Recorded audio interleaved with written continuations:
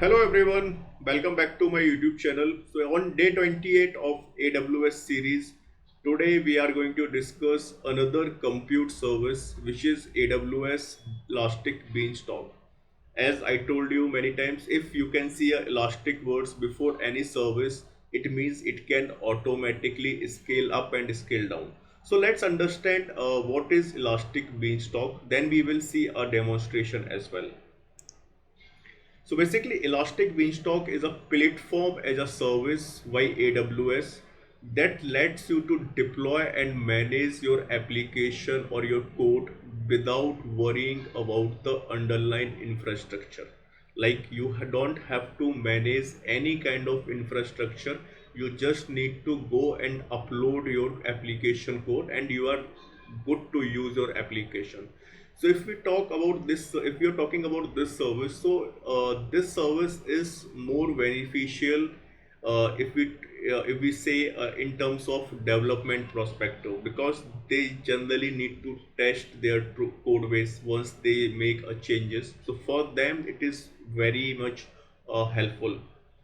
So here basically you just upload your code and AWS handle rest of the things like provisioning, load balancing, scaling and monitoring. So all these things will be set up behind the scene. It support popular languages and frameworks like Node.js, Python, Java, .NET, PHP, Ruby, Go, and Docker. So basically, it supports multiple kind of languages or frameworks which you can use to deploy your applications. If you are developing your application on Python or .NET, you can do a deployment of your application on Elastic Beanstalk without any infrastructure management. Everything will be taken care by AWS. So here how deployments works. So it is very easy. You have to create a Elastic Beanstalk service and you have to simply upload your code via AWS console or via CLI or via CI/CD pipeline. Beanstalk automatically set up the environment like EC2, ELB, auto scaling and more. And app is live in a minute. So you can see lot of things is going to provision behind the scenes. Like when you create a Elastic Beanstalk, it will create a EC2 instance where it will host your application, then it will create a elastic load balancer, then it will set up a auto scaling for your application. So a lot of thing is going to happen and you just need to upload your application code and rest, that's all. You can simply access your application. Now if we talk about features, so automatic scalings, because it is going to create behind the scene built-in monitoring.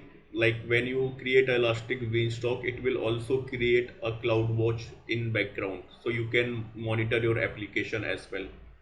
Environment management, one click rollback and redeploy. It is not a good fit if you need a full control over infrastructure like complex network setup or specialized scaling. So it is like, as I told you, it is more specific to a development perspective, not a production level. So if you are going with production, definitely you have to go with ECS or EKS. Elastic Beanstalk itself is free.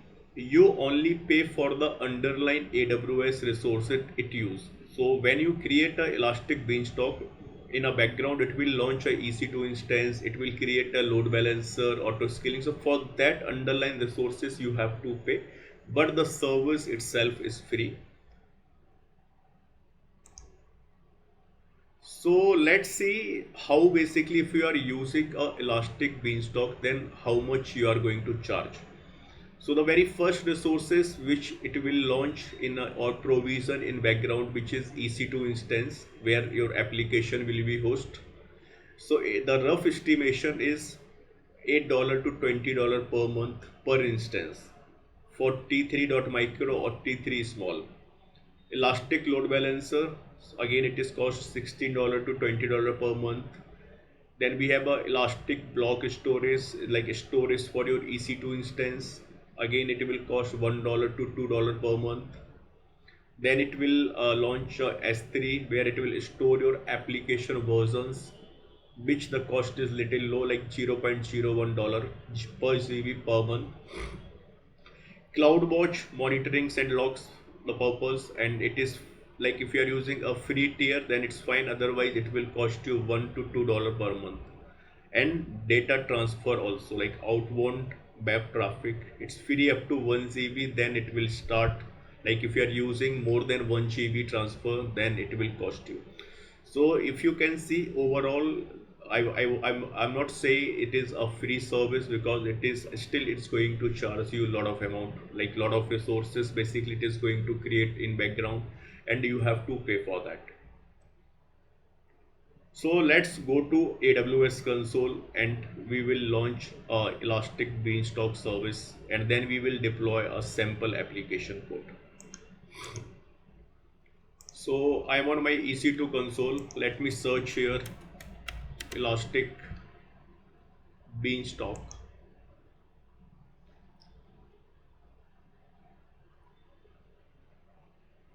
So let me create an application here.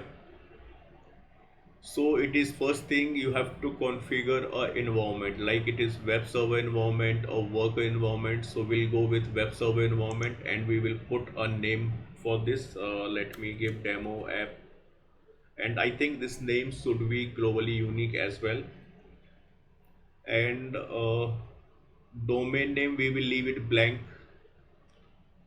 Environment description, let's put this is just for demo.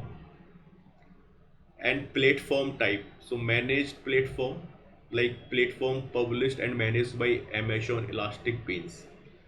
And here you can choose a platform type, like if you have a .NET Core on Windows Web Server, Docker Go, so multiple languages it supports basically. So let's go with the .NET Core on Linux, and it will automatically select a latest platform branch or versions, like runtime basically. If you want to customize it, you can do that as well. In application code we have two options, like what we will do, we will deploy a sample applications, or if you have a application code you can simply upload your code, or you can do that after creating Elastic Beans as well. So if you have in S3, that you can pass the URL, if you have local files you can upload it. So I'll go with sample application here. And configuration preset, so we will go with single instance, which is free tier eligible. Now let me click on next. So here you have to configure a IAM role. So we don't have choose a IAM role for Elastic Beanstalk to assume as a service role. I think we can leave it default. No, we can't leave it. So Elastic key pair is optional. Let me select it. So we have, okay, let's do one thing. Let me create a new role here. So we will assign a role as well.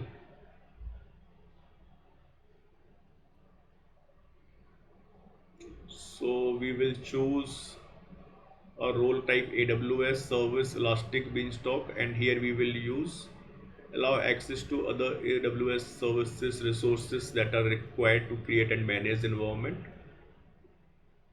So we'll go with default one. Let me click on next. So these two policies will be attached. Let me click on next. And this is the role name basically, AWS Elastic Beans server role. Now let me click on next. Okay, so this roles has been created. Now let me refresh it. So you can see it's automatically taken. EC2 instance profile, so we'll leave it default. Let's see if we can create without this profile or not, otherwise we will create. So let me click on next. So EC2 instance profile is required. Let me create it. So basically for compute,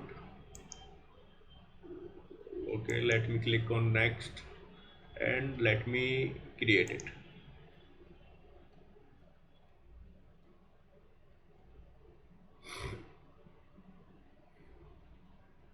Okay, so now let me go and refresh it. So it is automatically taken. Now let me click on next. So you can see step 3, 4 and 5 are optionals. So we will leave it default. If you want, you can include your virtual private cloud and all as well. Like if you have databases, everything you can specify here. So this is not mandatory, so I'm just leaving it default.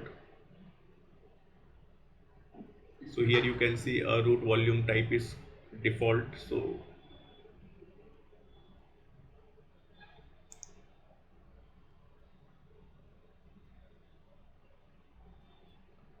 So let me go with basic.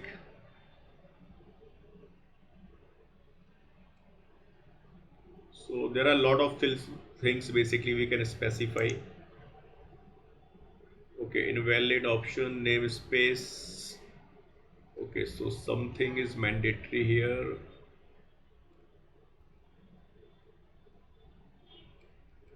So let me quickly check. Invalid option namespace.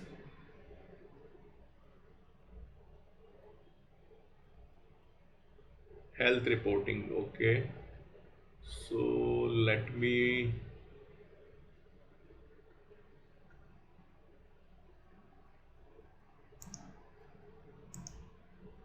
choose us, like here we will go with instance health. Let's select it. Metrics again we will use, let me select instance warning. Okay, let's see if we can create it now. Okay, so now let me go. Okay, still we are getting.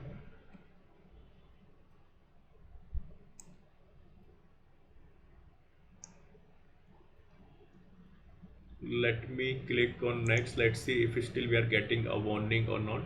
Okay, so that was a previous error basically.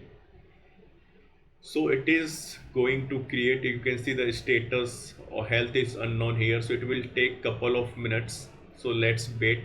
Once the demo app will be ready, we will go and check it. So in events you can see lot of things it is going to create in background. So basically it is going to launch a EC2 instance, it is going to assign elastic IP, and so security group also it is going to create. So a lot of things basically is going to create in background. Let me refresh it. Okay, so again we will wait for a couple of minutes. In case if we will see any interesting events, I'll resume back. So it took some time. So we can see here successfully launched environment demo app environment 1. So there are total 12 events we can see here. In case if you have to check a health, you can check from here, and logs also you can check it in case if you have. And to check an environment sorry environments, you can go here, and if you want to create another environment, what you can do, simply you can click here and go to action and clone an environment as well. So like if you want to create a test environment, you can do that well. Like you don't need to repeat everything, you just clone that environment and it will create an environment for you. And if you go to a application, so this is the application which is deployed. If you go here application, and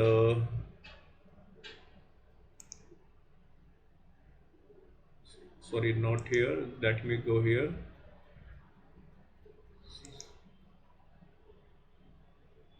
Okay, application versions.